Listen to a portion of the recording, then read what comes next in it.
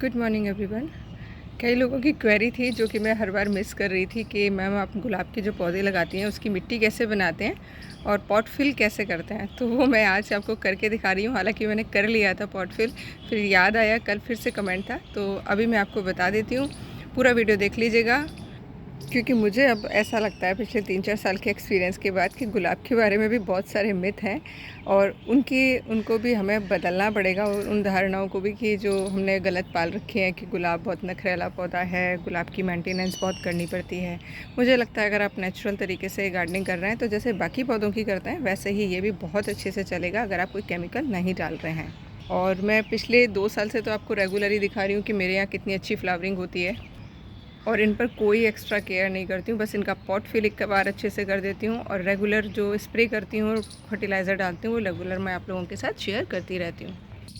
अब देखिए मैं बताती हूँ, मैंने हालांकि पॉट फिल कर लिया था बट आज उसको वापस पलटाया दिखाने के लिए कि मैंने कैसे किया था।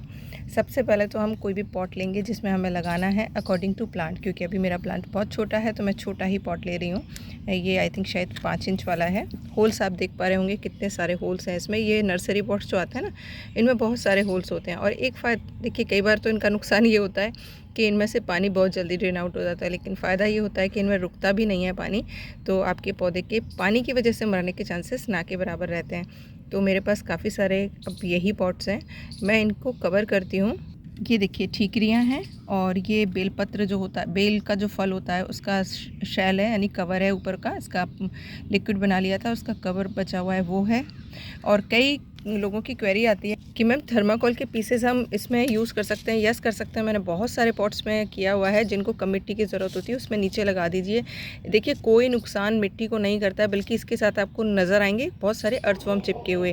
और ये मैं पिछले 3-4 साल से एक्सपीरियंस कर रही हूँ, इसलिए आप लोगों को शेयर कर रही हूँ। तो अगर आपको पॉट्स हल्के करने हैं, ड्रेनेज प्रॉपर रखना है, तो आप इनको भी यूज़ कर सकते हैं।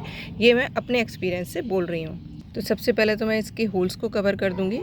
तो चलिए मैं कुछ पीसेज ये भी डाल ही दे रही हूँ आपके सामने। आप कहेंगे बोल रही है बट खुद नहीं डाल रही है। मैंने 2-4 पीस ये भी डाल दिए। इससे होता कुछ नहीं है, जो ड्रेनेज होता है वो प्रॉपर होता है और एयरेशन प्रॉपर होता है, क्योंकि आपको पता है मिट्टी में रहने वाले जीवों को ऑक्सीजन की भी ज़रूरत पड़ती है। तो ईज़िली जो नीचे से होल्स हैं वहाँ से आती रहती है और सर्कुलेशन बना रहता है, जिसकी वजह से आपके पौधे हेल्दी रहते हैं और जीवन भी हेल्दी रहता है जो मिट्टी में होता है। अब देखिए जो मैंने पॉट पलटा था उसके अंदर मैंने बहुत सारी भरी थी ड्राई लीव्स। इसमें किचन वेस्ट नहीं है, ओनली ड्राई लीव्स थी।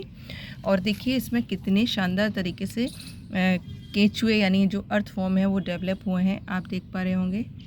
देखिए कितने सारे, ये देखिए ये होता है अच्छी मिट्टी का कमाल। मुझे वर्मी कंपोस्ट डालने की ज़रूरत ही नहीं पड़ती। ये देखिए इनसे अच्छा कोई वर्मी कंपोस्ट बनाएगा क्या, फ्रेश और बिल्कुल घर में बना हुआ। तो ये होता है फ़ायदा। अब मैं वापस से इन्हीं लीव्स को भर दूंगी। 2-4 लकड़ी के पीसेस मिले तो वो भी डाल दीजिएगा। ये सिर्फ एयरेशन के लिए होते हैं और धीरे धीरे करके डिकम्पोज हो जाते हैं। और चूँकि ये पहले से भरा हुआ रखा तो ये बिल्कुल ठंडी हो चुकी हैं, तो इनको ही मैं वापस डाल रही हूँ। और इस मिट्टी में मैंने नीम खली मिलाई है, थोड़ी सी राख मिलाई है और अपनी किचन वेस्ट जो पूरी बनी हुई थी लीव्स और उसके साथ में वो मिलाई है। इसके अलावा और कुछ भी नहीं मिलाया है, क्योंकि राख जो है फंजीसाइड का काम करती है। राख नहीं है तो हल्दी डाल लीजिएगा थोड़ी सी। और पॉट फिलिंग में आप मूंगफली के छिलके और अखरोट दोनों के छिलके यूज़ कर सकते हैं, बहुत ही बढ़िया काम करते हैं। और बस अब इस सॉइल को ही मैं वापस भर दे रही हूँ, क्योंकि ऑलरेडी इसके अंदर सब मिक्स था। और ये जो अर्थ वॉर्म है जो भी मैंने इसके अंदर भरा है उसको वापस से डिकम्पोस्ट कर देंगे और खूब सारी इसमें हो जाएगी वर्मी कंपोस्ट, जिससे मुझे 1 साल तक कोई खाद देने की ज़रूरत नहीं पड़ेगी। और ये हो गया बिल्कुल लाइट वेटेड पॉट रेडी। और इसमें लगाऊंगी मैं गुलाब का पौधा। एक बार इसको पानी भर के रख दीजिएगा और किस तरीके की मिट्टी में आप लगाना चाहते हैं उसको सही करने का लिंक आपको मिल जाएगा कमेंट बॉक्स में।